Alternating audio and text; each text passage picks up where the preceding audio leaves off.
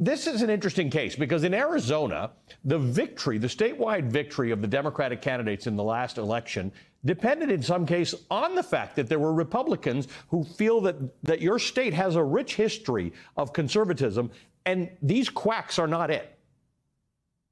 Unfortunately, they are not it. However, this is what we are fighting, and we have to be ready. This is why Democrats have to step up. This is why we have to defeat election deniers like Kari Lake. And if you want to join me in doing that, please go to Gallego for Arizona to help us. We're going to need every bit of help. But we are losing honorable men and women, Republicans in the Reagan conservative nature, because they're standing up for democracy. Stephen Richer is a neighbor of mine. Literally, he is my neighbor. We have dinner together. We have drinks together. Our families know each other. And even though, he and I will disagree almost 90% of the time, at the core, we agree on one thing, that we love our democracy and we'll do anything to defend it. And it's scary that we're running away from the McCain veterans, the veterans that have been fighting to save this country for so long, and running to the election deniers that we see, such as in the vein of Kari Lake. So now tell me about that. Show me what that path looks like to victory for you and those who want to keep going with this republic that we've got in the United States for November. Because on one hand, it's a big flashing red light how many votes the Republican victors like Kari Lake got last night.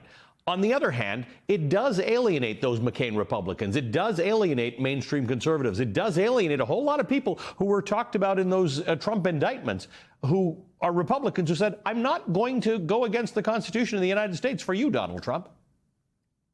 Look, the way it looks like is I go and I talk to everybody. I've been traveling this state for 18 months, going to some of the reddest parts of the state, talking to veterans, talking about how we had an oath and did an oath to protect the Constitution of the United States. I'm very proud that I'm a Iraq combat veteran. And like many other veterans in this country, independents, Republicans, we care first about defending our republic and defending the Constitution of the United States. And then we worry about the politics. And I think a lot of them, and from talking to them, they are stepping up with me. They're going to say that we're going to defend this republic and defend democracy, and we're going to do it at the ballot box. Once we start with that base, then we're going out even further. We're talking to people that feel that they've been left out from the Republican Party. You're going to be talking to Mayor Giles next pretty soon. That's a perfect example of a conservative Republican mayor who has done everything he can for his community, and yet his own party has pushed him out. We are talking to them on the fact that we are the party that is willing to bring them in, have a big tent, and really fight for a future of Arizona. You're not going to get that from the Kari Lake campaign. All she has is divisiveness, anger, and not an ability to even unify her party, let alone the whole state. Let's talk about the presidential race. In Arizona, you've got this existential issue of democracy and believing in elections. You can sort of combine that with the abortion issue because it is related to our personal freedoms. It's freedom, absolutely, right. Yes. On the other hand, you've got Kamala Harris, who is talking about a future and not looking back. It's sort of a different vein of campaign, and it seems to be working. It's positive. It's very future oriented. What's going to play in Arizona? Look, Arizona is an aspirational state.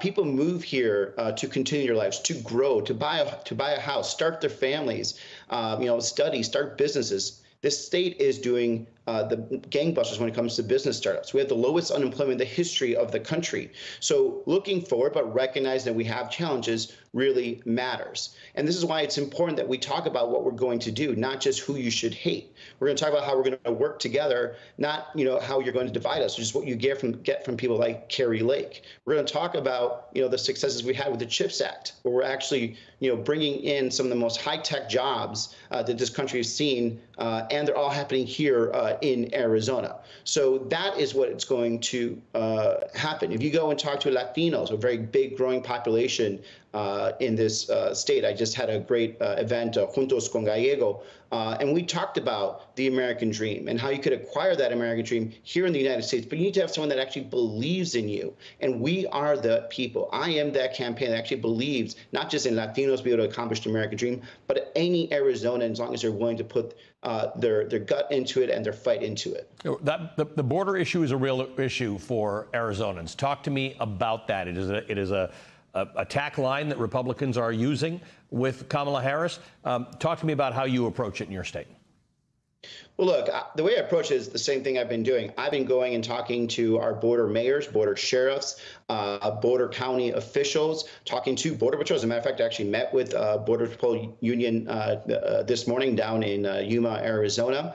And we've been sitting down listening for quite a while, and also providing the resources they need, in order for them to try to control that border.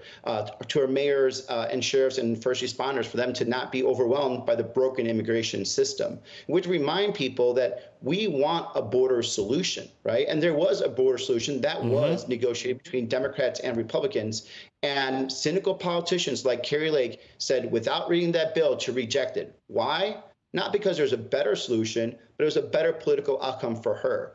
We are going to bring the border solutions that it needs so we can finally have security on the border, while at the same time making sure that we leave open the possibility and work for comprehensive immigration reform.